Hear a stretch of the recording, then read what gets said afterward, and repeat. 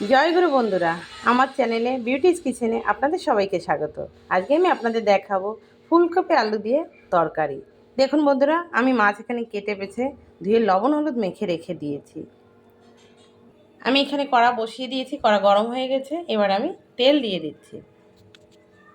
দেখুন বন্ধুরা, তেল দিয়েছি। আমি মাছটাকে এবার ভাজবো। তেল গরম হচ্ছে। এখানে আমি ফুলকপি কেটে রেখেছি ডুমো ডুমো করে। ফুলকপি কিন্তু একটু বড় বড় করে কাটতে হবে, কারণ নতুন ফুলকপি একদম গলে যাবে।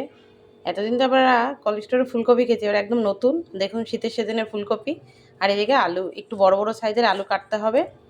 আলু ফুলকপি যেন না গলে কিন্তু সিদ্ধ হয়ে যাবে।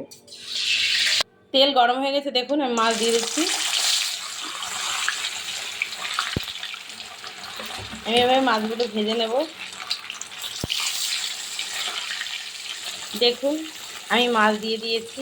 এটা কিন্তু কাতলা মাছ। কাতলা মাছ দিয়ে ফুলকপি আলুর তরকারি করব। দেখুন এবার এপিঠ ভাজা হবে।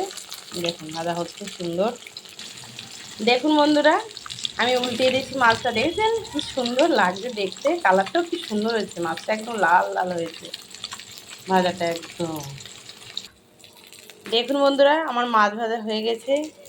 মাছটা দেখেছেন তো, সুন্দর একদম লাল, কি সুন্দর লাগছে। মাছটা নামিয়ে নিচ্ছি। দেখুন বন্ধুরা, মাছ ভাজা নামিয়ে নিয়েছি। কড়ার তেল দেখুন, মাছ ভাজা তেলেই আমি এবার আলু কেটে রেখেছিলাম নুম করে, লম্বা লম্বা করে আলুগুলো দিয়ে দিচ্ছি।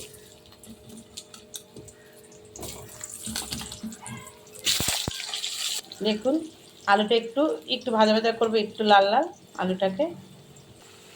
দেখুন বন্ধুরা, আমি আলুগুলো উল্টিয়ে দিয়েছি। ও পিঠটা একটু ভাজা হবে। দেখুন হয়ে গেছে। এবার আমি আলুটাকে নামিয়ে নেব। আমি আলু নামিয়ে নিয়েছি। এবার আমি ফুলকপি দিয়ে দেবো। দেখুন বন্ধুরা, ফুলকপি ডুমো কেটে রেখে দিয়েছিলাম। নেড়ে চেড়ে এটা একটু লাল লাল করবো। ফুলকপি কিন্তু ভাজতে গেলে কম হয়ে যায়, একদম কমে যাবে। বড়ো আছে তা ছোটো হয়ে যাবে। দেখুন বন্ধুরা, আমার ফুলকপি হয়ে গেছে। এবার আমি ফুলকপি নামিয়ে নিচ্ছি। দেখুন বন্ধুরা, আমি এবার আলু দিয়ে দিয়েছি। আলুতে আমি দিয়ে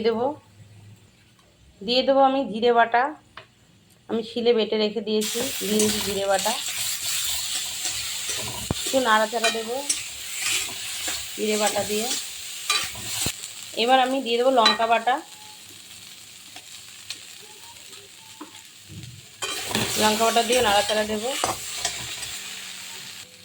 একটু সামান্য জল দিয়ে দেবো। জল দিয়ে নাড়াচাড়া দেবো। আলুর সঙ্গে জিরে লঙ্কা বাটাটা সুন্দর মিশবে। পরিমাণ মতো লবণ দিয়ে দেবো। দিয়ে দেবো হলুদ। এবার আমি মশলা দিয়ে কষাবো আলুটাকে সুন্দর করে। দেখুন কি সুন্দর কষানো হয়ে গেছে। এবার আমি ফুলকপি যে ভেজে রেখে দিয়েছিলাম, ফুলকপিটা দিয়ে দেবো। ফুলকপি দিয়ে ফুলকপির সঙ্গেও মশলাটাকে একটু কষাবো সুন্দর করে। এভাবে আপনারাও কিন্তু কষিয়ে নেবেন ফুলকপি আলুটা মশলা দিয়ে। এতে পেঁয়াজ রসুন দেবো না, শুধু জিরে লঙ্কা বাটা দিয়েই করবো। দেখুন বন্ধুরা, আমার আলু ফুলকপি একদম সুন্দর কষানো হয়ে গেছে। এবার আমি জল দিয়ে দেবো। দেখুন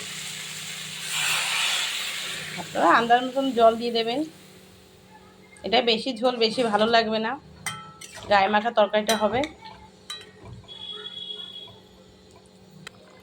দেখুন বন্ধুরা, তরকারি আমার হয়ে এসছে। এবার আমি তরকারি ফোড়ন দেব। এটা আমি কিন্তু এক ফোড়নে বসাইনি। দেখুন বন্ধুরা, আমি তরকারি নামিয়ে নিয়েছি। কড়াই ধুয়ে আমি বসিয়ে দিয়েছি। এবার আমি তেল দিয়ে দেবো। আমি তেল দিয়ে দিচ্ছি ফোড়নের। তেল আমার গরম হয়ে গেছে। এবার আমি দিয়ে দেবো তেজপাতা।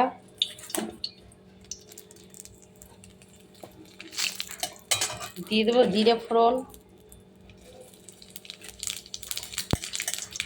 জিরে তেজপাতা একটু ভাজা ভাজা হবে।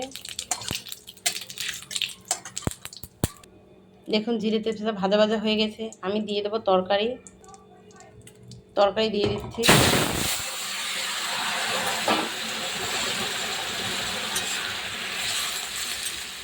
দেখুন ফোড়ন দিলে তরকারি কি সুন্দর টকবগে একদম ফোটে। দেখুন এবার একটু জাল হবে, আমি দিয়ে দেবো ভেজে রাখা মাছ। আমি ভেজে রাখা মাছ দিয়ে দিয়েছি। ফুলকপি, তাই একটু গরম মশলা দেবো, তাহলে ফুলকপির সেন্টটা থাকবে না, গরম মশলার গন্ধটাই সুন্দর আসবে। আমি একটু গরম মশলা দিয়ে দিচ্ছি, গরম মশলা এবং গোলমরিচ বাটা একসঙ্গে গুঁড়ো করা। এটাকে আমি নেড়ে চেড়ে আমি দিয়ে দেবো ধনে পাতা। আমি ধনে পাতাটাকে আগেই কুচিয়ে রেখে দিয়েছিলাম ধুয়ে, আমি ধনে পাতা দিয়ে দিচ্ছি। তরকারি হয়ে আসলে ধনে পাতা দিলে তরকারি ধনে পাতা একটা সেন্ট খুব সুন্দর হয় এবং খেতেও ভালো লাগে। আপনারাও করে এভাবে খেয়ে দেখবেন। ফুলকপিতে ধনে পাতা দিলে খুবই সুন্দর লাগে খেতে।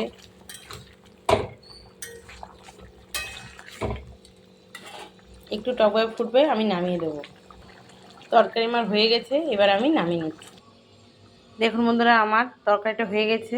দেখুন কি সুন্দর লাগছে, খেতেও ভীষণ ভালো লাগবে। আপনারা এইভাবে কিন্তু একবার করে খেয়ে দেখবেন। তো আমার রান্নাটা যদি ভালো লেগে থাকে তাহলে please please please like share comment করতে কিন্তু ভুলবেন না, আর সাবস্ক্রাইবটা কিন্তু করে দেবেন। জয় গুরু।